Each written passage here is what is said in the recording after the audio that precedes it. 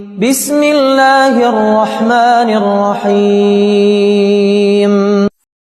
9 ذوالحجہ کا روزہ، برکتوں بھرا دن۔ ذوالحجہ کے روزے کی فضیلت۔ رسول اللہ پاک نے فرمایا، عرفہ کے دن کا روزہ 1 سال پچھلے گناہوں اور 1 سال آئندہ گناہوں کا کفارہ بن جاتا ہے۔ یہ دن بہت ہی بڑی فضیلت والا ہے۔ عرفہ کا دن حج کا اہم حصہ ہے، اور جو لوگ حج پر نہیں جا سکے ان کے لیے روزہ اللہ کی بڑی نعمت ہے۔ رسول اللہ پاک کی ہدایات۔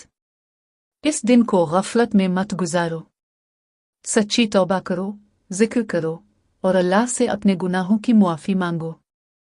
کثرت سے لا الہ الا اللہ، اللہ اکبر، الحمدللہ، سبحان اللہ کا ورد کرو۔